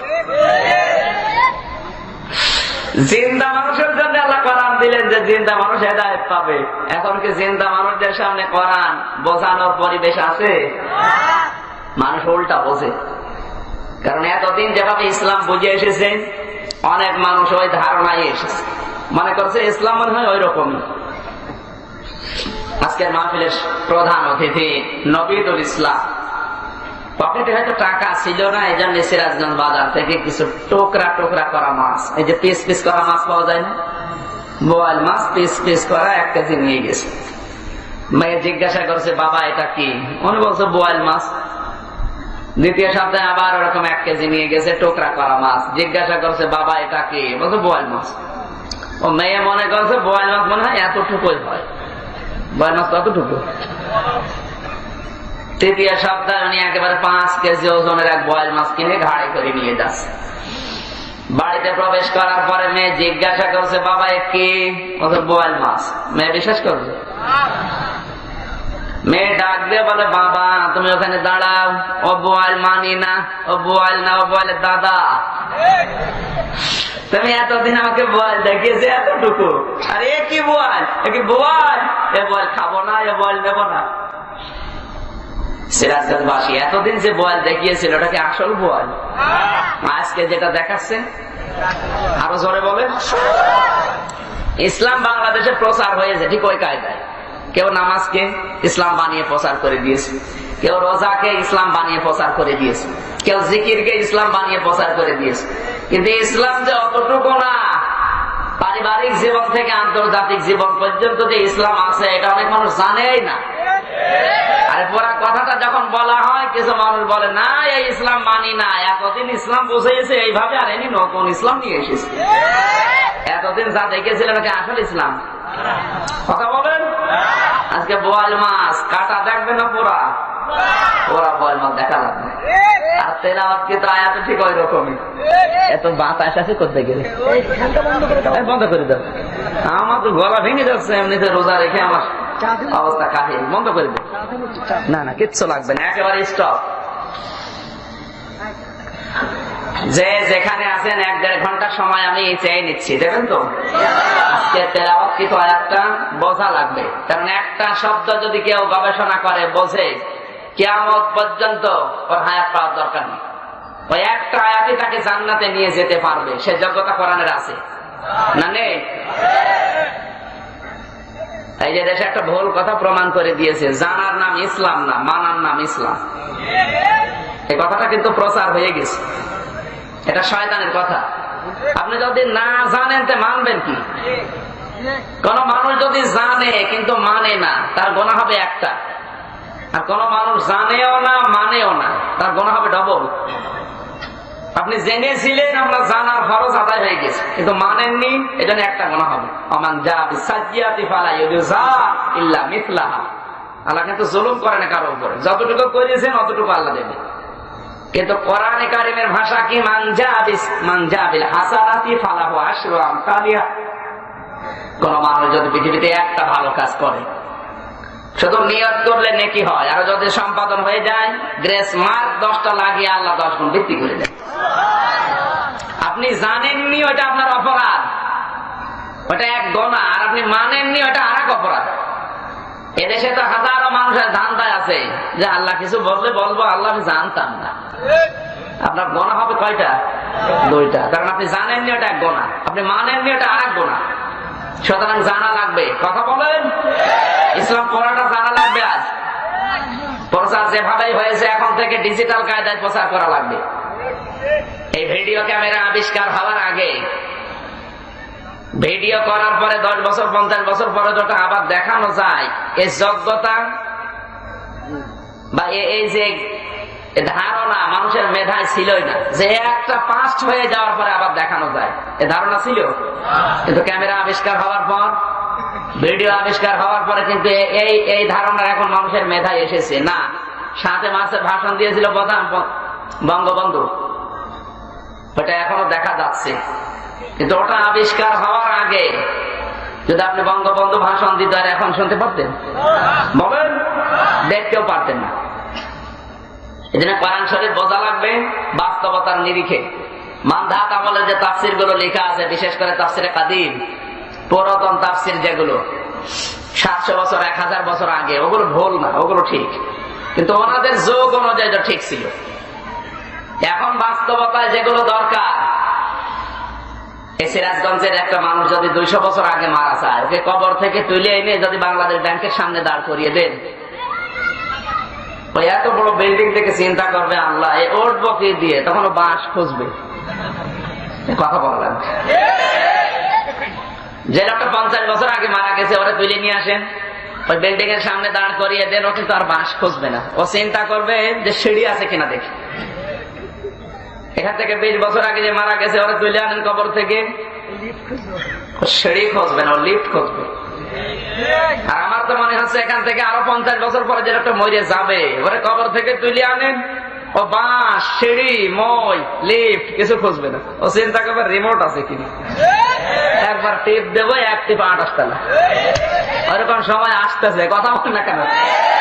সুতরাং ওনারা তো লিখেছিল ওনাদের জামানায়, আবু হানিফা লিখেছে, ভুল করেনি, ওনাদের জামানা হিসাবে ঠিক ছিল। কিন্তু বাস্তবতার নিরিখে এখন যেটা দরকার, ওই কথাগুলো কোরআন শরীফ তো কিয়ামত পর্যন্ত অক্ষুণ্ণ থাকবে নাকি? বলেন, কিছু নতুন তথ্য এখান থেকে আমরা যেন বের করতে পারি, আল্লাহ যেন সে তাওফিক আমাদের দান করেন। জোরে বলেন আমিন। কোরআন শরীফ যে মানুষকে ভোগান্তি দেয় না, মানুষকে অপমান করে না, সম্মান বাড়িয়ে দেয়, বাস্তব প্রমাণ নবীজির বাড়ি আর আবু সেহেলের বাড়ি। আমি গত বছর দেখে আসলাম, কাবা শরীফ তাওয়াফ করার পরে উপর দিয়ে ঘুরতেছি, হঠাৎ আমার পেটে ব্যথা। ডাক দিয়ে বললাম, পুলিশ ভাই আমার পেটে ব্যথা করছে। এতক্ষণ তো ভালোই ছিলাম। পুলিশ আমারে বলে, ইয়া হাজির হজ্জা তাই না বেলা দুকা। ও হাজি, দেশ কোথায়? যেহেতু আমি বাংলাদেশ থেকে এসেছি। পুলিশের ভাষা দিয়ে আমারে বলছে, হুজুর আপনি জানেন না এটা কোন জায়গা? কোন জায়গা? তো আবু সেহেলের বাড়ি। আপনি এখনো পায়খানা না করে দাঁড়িয়ে আছেন, তাড়াতাড়ি যান। পায়খানা করে দেখে আমার পেটের ব্যথা ভালো হয়ে গেছে। না, আমি হাসির খোরাকি দেয়নি, এখানে একটু শিক্ষা। কি শিক্ষা দিলাম বলেন তো? আল্লাহ আমাকে জানাতে চেয়েছে, আমির হামজা 3.5 লাখ টাকা খরচ করে আসলে বাংলাদেশ থেকে, আরে শয়তানের মুখে পায়খানা না করে চলে যাবো? পাশেই তো নবীজের বাড়ি, লাইব্রেরি বানিয়ে দিয়েছে। কত মানুষ যে কোরআন হাদিস পড়ছে, নবীর জন্য দোয়া করছে। হে নবী, নবীর সম্মান হে আল্লাহ তুমি আরো বাড়িয়ে দাও। জোরে বলুন সুবহানাল্লাহ। বাস্তব প্রমাণ, কিছুদিন আগে সাংবাদিক জাইদি, মুনতাসির জাইদি জোতা মেরেছিল বসকে। মনে করলাম ওর লোকটা মনে হয় ফাঁসি হয়ে যাবে, কিন্তু ফাঁসি হয়েছে মাত্র 1 বছর জেল হয়েছে। 1 বছর জেল হলে জেলে থাকা লাগে কয় মাস? 12 মাস, 9 মাস। আপনাদের তো জেল জরিমানার সাথে কোন সম্পর্ক নেই, আপনি আল্লাহর ওলি। জেলে যাব আমি নাকি? আমার 3 বার জেলে যাওয়া হয়ে গেছে। আমি শ্বশুর বাড়ি অত ঘন ঘন যাইনি। কি পায় আল্লাহ ধরে নিয়ে যায়, পাইতে দেখে আবার বলে ঠিক আছে, আবার ধরে আবার নিয়ে। শ্বশুর বাড়ি যাবে 1 বছর পর, আর এই জায়গায় যাওয়া লাগে বছর 3 বার। জেল জরিমানা এটা আমাদের জন্য, আপনাদের জন্য না। 1 বছর জেলে গেলে কয় বছর থাকা লাগে? 9 মাস। 9 মাস পরে যখন বের হয়েছে, সংবাদ সম্মেলন করে বলছে ভাইয়ের মাঠে জুতা করে। সাংবাদিকরা বলেন আশ্চর্য মানুষ, জুতার কারণে 1 বছর জেল খাটলি না, জুতা চান? যাইতে বলে ভাই এই জুতার কারণে আজ আমি পরিচিত, তাম দুনিয়ার মানুষ ওই জুতার কারণে আমার চেনে। বিশ্বব্যাপককে আমি জুতা মেরেছি, এই জন্য আমার মানুষ চেনে, ওই জুতা আমার দরকার। সাংবাদিকরা বলে ভাই আপনি জেলখানায় যাওয়ার পর আমরা নিলামে তুলেছিলাম, এত চড়া দামে বিক্রি হয়েছে, আপনার 14 বংশ বসে বসে খাবে, টাকা ফোরাবে না। আমি শুধু হাসেন কেন, এখানে শিক্ষা আছে। আমি যে কোনো কথা বলে ওখান থেকে একটা শিক্ষা বের করি। ভাগ্য পরিবর্তন করতে আল্লাহ সময় নিয়েছে, আরো আসতে বলুন। অথচ আবু জেহেল শুধু বাংলাদেশের মতো জায়গা না, এই বাংলাদেশ 14টা জোড়া দিলে যত বড় হবে, এত বড় দেশের প্রেসিডেন্ট ছিল, কিন্তু তার বাড়িকে পায়খানা করতে আল্লাহ বেশি সময় নিয়েছে। আরো জোরে বলেন, আপনি আর কতটুকু জায়গার মালিক? কোরআনের বিরুদ্ধে ডাইরেক্ট ইনডাইরেক্ট যদি অবস্থান নেন, আপনার 14 বংশ আল্লাহ পায়খানার মতো পচাবে, বেশি সময় নেবেন। আমি আশা করি বোঝাতে পেরেছি। কোরআন শরীফ আল্লাহ দিয়েছেন এই জন্যে আপনার সম্মান মর্যাদা বৃদ্ধি করার জন্য। আল্লাহ যেন এই আয়াতটা বাস্তবে আমাদের চোখে দেখার তৌফিক দান করেন। জোরে বলেন আমিন। দরুদ আর সালাম পাঠ করছি আমাদের নবী, মানবতার মহান শিক্ষক এবং বন্ধু মুহাম্মদ রাসূলুল্লাহ সাল্লাল্লাহু আলাইহি ওয়াসাল্লাম। নবীজি ছিলেন মানবতার শত্রু না বন্ধু? আরো জোরে বলেন। বন্ধু হয়েছিলেন কি দিয়ে? কোরআন শরীফ দিয়ে। কোরআন নাজিল হওয়ার আগে কিন্তু তিনি মানবতার সেবা করেননি তা না। কোরআন নাজিল হওয়ার আগে 23 বছর সেবা করেছেন পৃথিবীর মানুষকে, ডাকও দিয়েছেন। 40 বছর যখন তার বয়স, ওই সময় থেকে 17 বছর যখন বয়স, 17 থেকে 40 কত বছর হয়? সবাই বলেন। এই 23টা বছর তিনি চেষ্টা করেছিলেন মানবতাকে ভালো রাখার জন্য। কোরআন ছিল না, এই জন্য পারেন না। পেরেছে? মানে কাঙ্ক্ষিত মানে পারেন না। কিন্তু 40 থেকে 63, এইটাও 23, এটা কি? এই 23 বছরেও তিনি চেষ্টা করেছিলেন মানবতাকে শান্তি দেওয়ার। পেরেছেন কি? কোরআন ছিল। কি ছিল বলেন তো? আজ পৃথিবীকে যদি আমরা শান্তি দিতে চাই, নবীজির মতো মানুষ যদি 23 বছর চেষ্টা করে ফল হয় 0, বাকি 23 বছরের ফল শুধু 0 না, এমন হিরো হয়েছে হযরত ওমরের মতো হিরো তৈরি হয়েছে। কিয়ামত পর্যন্ত ওই রকম হিরো আর আসবে না। কথা বলেন। সুতরাং আজ পৃথিবী শান্ত করার জন্য যেটা দরকার, কোরআন শরীফ। নবীজি বন্ধু হয়েছিলেন এই কোরআনের কারণে। আর এর সংস্পর্শে এসে যারা বন্ধুত্ব পেয়েছে, হযরত ওমর কেমন বন্ধু ছিলেন? দায়িত্ব নেওয়ার পর থেকে 3 থেকে 5টা ভালো কাজ না করে, তার জীবনটা আমি পড়েছি, 3 থেকে 5টা ভালো কাজ না করে হযরত ওমর যতদিন দায়িত্বে ছিলেন কোনদিন ঘুমাননি। আজ বাংলাদেশে 1628 জন মানুষ দায়িত্বে আছে, আমাদের এই ভাই সহ, প্রধানমন্ত্রী শেখ হাসিনা থেকে শুরু করে নবীদুল ইসলাম সহ 1628 জন মানুষ দায়িত্বে আছে। আমরা আশা করব হযরত ওমরের যে 2 বছর 14 দিনের জিন্দেগি, ঠিক এই কায়দায় এই 1628 জন মানুষ যখন জীবন গঠন করবে, এ বাংলাদেশ ডিজিটাল হতে 21 সাল, 41 সাল, 51 সাল লাগবে না, 16 ঘন্টায় যথেষ্ট। আরো আসতে পারে 3 টাকা ভালো কাজ করা 1 রাতে হয়ে গেছে। 4র্থ নম্বরে কাজ তিনি হাত দিলেন। মরুভূমির ভেতর দিয়ে যাচ্ছেন, হঠাৎ করে কানের ভেতরে আওয়াজ আসতে, কান্না। থমকে দাঁড়ালেন। এত কান্নার আওয়াজ আসে গভীর রাতে খেজুরের বাগান থেকে। কাছে গিয়ে দেখলেন কয়েকটা ছোট্ট ছোট্ট বাচ্চারা কান্নাকাটি করছে, পাশে একটা বয়স্ক মহিলা রান্না করছে। কিন্তু রান্না এত দেরি হবে কেন? কাছে গিয়ে জিজ্ঞাসা করলেন, সকাল সকাল খাবার ছেলে মেয়েদেরকে দিয়ে ঘুম পাড়াতে পারো না, এত রাত পর্যন্ত কষ্ট দাও? মেয়েটি বলে, পথিক কে তুমি? তোমার চিনি না, আমার বাস্তব অবস্থা তো জানো না, আমাকে তুমি অবিবেচক জালেম বলতে পারো না। আমার স্বামী মারা গেছে জিহাদের ময়দানে, আমরা বাইরের স্টেটের লোক আসছিলাম মদিনায় খলিফাতুল মুসলিমিন হযরত ওমরের সাহায্য নেওয়ার জন্য। প্রতিমধ্যে রাত হয়ে গেছে, এই জন্য দরবার পর্যন্ত যেতে পারি নাই, এই মরুভূমির ভেতরে খেজুর বাগানে আশ্রয় নিয়েছি। কিন্তু বাচ্চাদের পেটে এত ক্ষুধা, ওদেরকে আমি বোঝ দিতে পারি না। শেষ পর্যন্ত এই পাতিলের ভেতরে কিছু পাথর দিয়ে নাড়াচাড়া করছিলাম, আর বারবার তাদেরকে ধৈর্য ধারণ করে দিচ্ছিলাম যে আর একটু সবর করো, এই তো হয়ে গেল। কিন্তু এদের পেটে এত ক্ষুধা, এদের মন মানে না। কয়েকজন কাঁদতে কাঁদতে ঘুমিয়ে পড়েছে, কিন্তু বাকি দুইজন আর ঘুমায় না।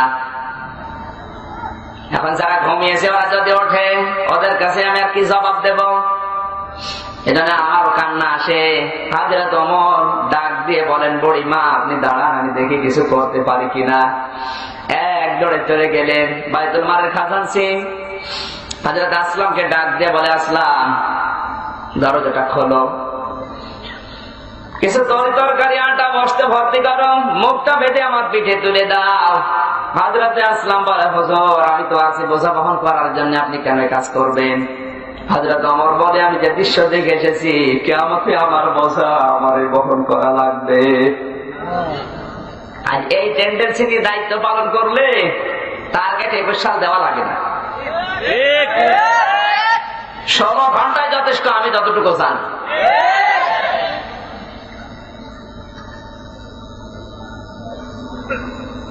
আটার বস্তা মাথায় নিয়ে দৌড়াচ্ছেন খলিফাতুল মুসলিমিন হযরত ওমর। হযরত আসলাম বলেন, আমি পেছনে পেছনে গেলাম, যাওয়ার পরে দেখি মরুভূমির ভেতরে খেজুর বাগানে হযরত ওমর বস্তাটা নামালেন পিঠ থেকে। শুধু বাংলাদেশ না, শুধু সৌদি আরব না, তাম দুনিয়ার অর্ধেক জায়গার মালিক, যার ডান হাতের ভেতরে আমার আল্লাহ তাম দুনিয়ার অর্ধেক জায়গা দিয়ে দিয়েছিলেন, এই মানুষটা নিজে পিঠের উপরে বাস্তা নিয়ে বুড়ি মহিলার কাছে যাচ্ছে। পৃথিবীর ইতিহাস কেউ তৈরি করতে পারবে? এমনি তো তাদের নাম শুনলে মানুষ দোয়া করে না, এই কারণে করে। আর আপনি মারা যান, আপনার জন্য দোয়া না, কুকুরও কাঁদবে না।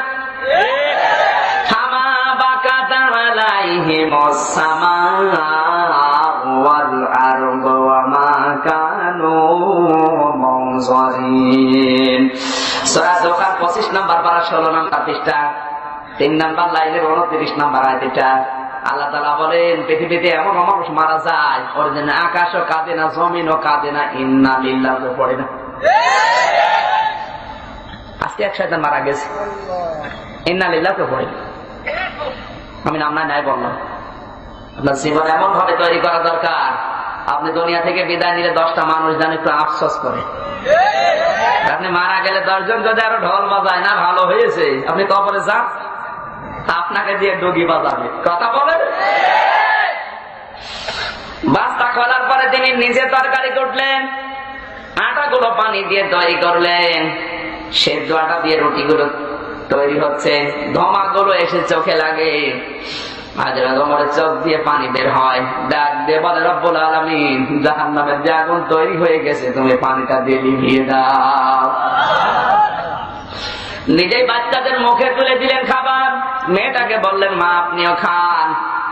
বাচ্চারা এখন হাসি খুশি, হযরত ওমর চোখের পানি ফেলে দিলেন, ডাক দিয়ে বলে, রব্বুল আলামিন এরা কাঁদছিল, এদের এই কান্না মুখে আমি হাসি ফুটিয়েছি, মেহেরবানি করে আমার চোখের পানি তুমি কবুল করে নাও।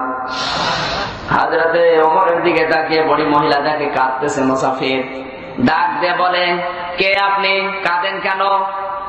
এ গভীর রজনীতে যে কাজ আপনি করেছেন, আমার মনে হচ্ছে এ মদিনার প্রেসিডেন্ট হযরত ওমর না হয়ে যদি আপনি হতেন, আমাদের কপাল আরো ভালো হয়ে যেত। হযরত ওমর বললেন, না আপনি যাবেন সকালবেলা রাজ দরবারে, ওখানে আমাকে দেখতে পাবেন। বড়ি মহিলা সকালবেলায় গেছে, যে দেখে একেবারে মসনদে বসা হযরত ওমর, ডাক দিয়ে বলে, খলিফা আমি বুঝতে পারিনি, আমারে মাফ করে দেন, রাতের অন্ধকার আপনাকে আমি চিনতেও পারি নাই। হযরত ওমর বলে, মাফ আমার কাছে না, মাফ তো উল্টা আপনার কাছে চাওয়া দরকার। আপনি আমার স্টেটের ভেতরে চলে এসেছেন, আমার আয়ত্তে এসে গেছেন, আপনার প্রয়োজন হওয়ার আগে আমি নিজে থেকে খোঁজ নিয়ে প্রয়োজন পূরণ করতে পারি নাই। এই জন্য কিয়ামতের ময়দানে আপনি আমি আসামের কাঠগড়ায় দাঁড় করাবেন না। নবীদের কাছ থেকে শিক্ষা নিয়ে তিনি হয়েছিলেন মানবতার শত্রু না বন্ধু? আরো জোরে বলেন। যিনি টপ টেরর ছিল, হযরত ওমর এত বড় টপ টেরর, কিয়ামত পর্যন্ত ওই রকম টপ টেরর আর আসবে না। এখনো মস্তান আমরা দেখি, মস্তানের কোন পায়জামা প্যান্ট নেই, খুলে পড়ে যাচ্ছে। আর হযরত ওমর এমন টপ টেরার ছিলেন, এমন মস্তান ছিলেন, তার নাম শুনলে 40 দিন শয়তানের রাস্তা দিয়ে যেত না। আর এখনকার মস্তান রাস্তা দিয়ে গেলে শয়তান যায় না, শয়তান আরো মনে করে যে একটু হায়রা ভাই পেয়েছে। এমন কিছু মানুষ রাস্তা দিয়ে হেঁটে যায়, কি মানুষ না খাম্বা বোঝা যায় না, নাকের ভেতরে তার, কানের ভেতরে তার, আরো জায়গা মতো তার দিয়ে দুলতেছে। কথা বল, ওকে মানুষ না খাম্বা বোঝা যায়? তিনি এইরকম টপকে রয়েছেন। মানবতার বন্ধ হওয়ার কারণে আজ মানবতা তাকে স্মরণ করে, দোয়া করে। কিয়ামত পর্যন্ত হযরত ওমরের নাম মানুষ শুনবে আর বলবে রাদিয়াল্লাহু তাআলা আনহু। জোরে বলেন আল্লাহু আকবার। আল্লাহ আমাদেরকে যেন তাদের পথে কবুল করেন। আমার আজকের তেলাওয়াতকৃত আয়াত সূরা নিসা। কোন সূরা? নিসা মানে মেয়ে লোক। নিসা মানে কি? আপনারা কি? আপনাদের জন্য না, আপনার বাড়ি চলে যান। 176টা আয়াত দিয়েছেন আল্লাহ এই সূরাতে। ক্রমিক নাম্বার হিসাবে সূরা 4 নম্বরে 24টা রুকু আছে। 20 নাম্বার রুকু থেকে 136 নাম্বার আয়াত, একটা মাত্র আয়াত আমরা পড়েছি। আমাকে আল্লাহ যতটুকু জ্ঞান দিয়েছে, আমার তো মনে হয় কিয়ামত পর্যন্ত যদি আল্লাহ আমার আয়াত বৃদ্ধি করে দেয়, আর কিয়ামত পর্যন্ত যদি আয়াত নিয়ে আলোচনা শুরু হয়, কিয়ামত এসে যাবে তাও শেষ হবে না, এত কথা আছে। আমরা এখন শুধু টান দিয়ে এখান থেকে কিছু বের করবো নাকি? কি কথা বলেন? প্রথম একটা কথা বলছে, আপনার মন তৈরি করে লাগে। কোরআন থেকে শুনতে হলে আপনার মন তৈরি করা লাগবে, কারণ কোরআন তো হেদায়েত দেওয়ার জন্য এসেছে। সবাই হেদায়েত কোরআন থেকে পাবে না, পাবে? এই যে সূর্যের কাজ আলো দেওয়া, সূর্যের কাজ কি? সবাইকে আলো পায় না? মানে সবাই পায়, সবাই পায় না। অন্ধ যে লোক আলো পাবে। এখন দোষ কি সূর্যের না চোখের ভেতরের? সূর্যের কাজ আলো দেওয়া, যার দায়িত্ব সে আলো নিয়ে নেবে, কিন্তু অন্ধ পারবে না, কারণ চোখের দোষ। কোরআন শরীফ আল্লাহ হেদায়েত দেওয়ার জন্য দিয়েছে, কিন্তু সবাই কোরআন থেকে হেদায়েত পায় না। এটা দোষ কোরআনের না, ওই দোষ আপনার নিজে। এই জন্য মন তৈরি করেন আগে। আর মন যাদের নেই, আমার আল্লাহ জোর করে তাকে হেদায়েত দেবে, আল্লাহর অত দায় পড়ে না। এই অ্যাক্টিভ হওয়া লাগবে, এদিকে থাকা। পৃথিবীতে কারো যদি ক্ষুধা লাগে, আপনি খাবার খাবেন, ক্ষুধা মিটে যাবে, কিন্তু পিপাসা মিটবে না। মিটবে? কারো যদি পিপাসা লাগে, ও পানি পান করলে পিপাসা মিটে যাবে, কিন্তু ক্ষুধা মিটবে না। কি আমার কথা ঠিক আছে? এটা বিজ্ঞান একটা কথা দিয়েছে, milk is an ideal food না ড্রিঙ্ক? ড্রিঙ্ক। এই পড়াশোনা করো, কিসে পড়ো? হ্যাঁ, milk is an ideal food না ড্রিঙ্ক? বলেন তো। ফুড অফ খাবার, ও তো তরল। এখানে ড্রিঙ্ক বলা হয়েছে, বিজ্ঞানের শব্দটা দিল কেন? আন্দাজে দিয়েছে। দুধের উপরে গবেষণা করে দেখা গেছে তো তরল থাকে যখন, তখন তোকে ড্রিঙ্ক বলা দরকার ছিল, ফুড বলা হয় কেন?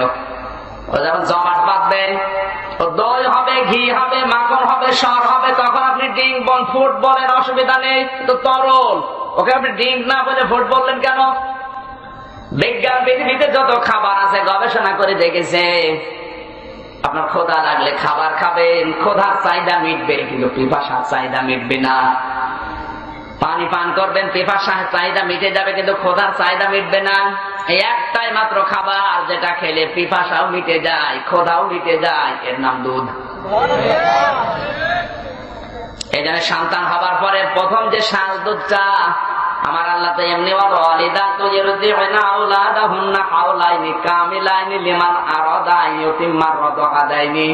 মা বোনরা এসেছেন, সন্তান হবার পরে যদি প্রথম শাল দুধটা সন্তানকে দিতে পারেন, 6টা রোগ থেকে আল্লাহ সন্তানকে বাঁচিয়ে রাখবে। যে সন্তান জন্মের পরে যত বেশি মায়ের দুধ পান করবে, সে তত বেশি মোটা তাজা হবে। কি বলেন? এমনকি বিজ্ঞানের থিওরি, ডাক্তারি, 6 মাস পর্যন্ত পৃথিবীতে অন্য কিছু এমনকি পানিও দেওয়া যাবে না সন্তানকে, শুধু দুধ ছাড়া। যে সন্তান যত বেশি দুধ খাচ্ছে অত বেশি মোটা তাজা স্বাস্থ্যবান হচ্ছে। এতক্ষণ পর্যন্ত আমি দুধের প্রশংসা করছি, প্রতিটি মানুষ কিন্তু মায়ের স্তন থেকে দুধ পান করে প্রত্যেক দিন প্রায় 2 কেজি করে। বিজ্ঞান বলছে এক একটি মানুষ প্রতিদিন 8 বার করে দুধ পান করতে আছে। প্রত্যেকবারে যদি 1 পোয়া করে হয়, 8 বারে হবে 2 কেজি। আপনি যদি মায়ের স্তন পান করেন 2 বছর, কমপক্ষে 36 মণ দুধ পান করেছিলেন। কত মণ বলেন? যাদের 8টা 10টা ছেলে মেয়ে, আমাদের গ্রামের একজনের 22টা ছেলে আর মেয়ে, আমি হিসাব করে দেখলাম 36 মণ করে যদি এক একটা সন্তান পান করে, 772 মণ দুধ পান করা হয়ে গেছে। শুনছি এখনো একটা পেটে আছে, তার মানে আরো 36 মণ খাবে। আপনি একটু হিসাব করে দেখেন তো কত মণ দুধ আল্লাহ তার স্তন থেকে বের করেছে, অথচ মায়ের ওজন মাত্র 50 কেজি। আমি শুধু হাসির খোরাকি দেওয়ার জন্য এখানে একটা শিক্ষা দিচ্ছে। এই প্রায় 2 মিনিট ধরে আমি প্রশংসা করছি দুধের। কিসের? আরো জোরে বলুন। ভালো জিনিস, আসলে দুধ ভালো, কিন্তু সবার জন্য ভালো না। আপনি যদি আমাশার রোগীকে দুধ দেন, সুবহানাল্লাহ না নাউজুবিল্লাহ, পায়খানার সাথে লাইন হয়ে যাবে একেবারে, খাতা বালিশ নিয়ে থাকাও লাগতে পারে। সবাই আমরা বলেছি দুধ ভালো, কিন্তু এর জন্য ভালো না। ডাক্তার আরো নিষেধ করে, কথা বলে ঠিক কিনা? দুধ ভালো, সবার জন্য ভালো না। কোরআনের আজকের যে আয়াত, এটা ভালো সবার জন্য। রাগ করবেন? এবার দেখি এর ভেতরে কি আছে, মন তৈরি করেন আগে। কোরআন কিন্তু আপনাকে হেদায়েত দেওয়ার জন্য এসেছে। আপনি যদি এখন নিতে না পারেন, ওটা কোরআনেরও দোষ না, আল্লাহরও দোষ না, দোষ আপনার কপালে। এরকম কপাল কারো আছে? নবীজি কোরআন শরীফ আবু জেহেলের সামনে একই কায়দায় পড়েছিলেন। আবু জেহেল বকরের সামনে একই কায়দায় পড়েছিলেন। আবু বকর কোরআন শুনে তার ঈমান বেড়ে গেছে, আর আবু জেহেল কোরআন শুনে শয়তানি বেড়েছে। এখানে যদি কোনো আবু বকরের মন থাকে, যাবাতহুম ঈমানা, ওর ঈমান বাড়বে, মাস্ট বি। কিন্তু যদি কোনো আবু জেহেলের মন থাকে, ওর ঈমান বাড়বে না, ওর শয়তানি বাড়বে। এখন দেখেন, যেটার মন খারাপ হবে বুঝবেন ওটা আবু জেহেলের পেতাত্তা। কোরআনের নির্দেশ কি, ওটা আগে জানা দরকার। ওয়াদাল্লাহুল্লাযীনা আমানু মিনকুম ওয়া আমিলুস সালিহাত লা ইস্তাখলিফান্নাহুম ফিল আরদ। এই যে লা ইস্তাখলিফান্না, লামে তাকিদ, নুনে সাকিলা, দার ফেলে মুস্তাকবিল মারুফ, কঠিন শব্দ দিয়েছেন আল্লাহ। সুপারলেটিভ ডিগ্রি এটা, লা ইস্তাখলিফান্নাহুম ফিল আরদ। সূরা নূর 18 নম্বর পারা 16 নম্বর পৃষ্ঠা 3 নম্বর লাইনে 55 নম্বর আয়াতের প্রথম অংশে আছে। আমি যতগুলো তাফসীর দেখেছি, প্রায় 12টা তাফসীরে মুফাসসির একই কথা দিয়েছে। আল্লাহ তাআলা জানিয়েছেন, যাদের ঈমান আছে আর ওই দাবি অনুযায়ী যারা ভালো ভালো কাজের আঞ্জাম দেবে, জমিনের শাসন ক্ষমতা আমি আল্লাহ তাদের হাতে তুলে দেব। আল্লাহর ওয়াদা কি মিথ্যা? আরো জোরে বলেন। এবার আপনি বাস্তবতায় মিলান তো। বাংলাদেশে 16 কোটি মানুষ। কত কোটি? 96% মুসলমান। 46 বছর অলরেডি আমরা স্বাধীনতা পার করে ফেলেছি, অথচ কোরআনে কারিমের একটা নিয়ম নীতি এই দেশে এখনো কায়েম। আরো জোরে। তাহলে দোষ কি আমার আল্লাহর না আমাদের? দোষ কার, এটা আজকের আয়াত বলে দেবে। আন্দাজে শুধু মুখ দিয়ে উচ্চারণ করলে হবে না। আর আলী রাদিয়াল্লাহু তাআলা আনহু قال النبي صلى الله عليه وسلم, বিশ্বনবীর জামায় বর্ণনা করেন, নবীজি বলেন, ইউশিকু আয়াতি আলান নাসি জামানুন লা ইয়াবকা মিনাল ইসলামি ইল্লা ইসমুহু। পৃথিবীতে এমন সময় আসবে ইসলাম থাকবে কিন্তু কোন নিয়ম নীতি ওই দেশে থাকবে না। আজ তামাম দুনিয়ায় একই অবস্থা। আপনি কি মনে করছেন কাবা শরীফে, মসজিদে নববীতে, সৌদি আরবে 100% ইসলাম আছে? না, আমি নিজে দেখেছি 70% আছে, বাকি 30% নেই। এই হাদিসটার দিকে তাকালে যেটা বুঝবেন, ইসলাম আছে, ইসলামের নিয়ম নীতি 100% পৃথিবীতে এখন কোন জায়গায় আলোচনা।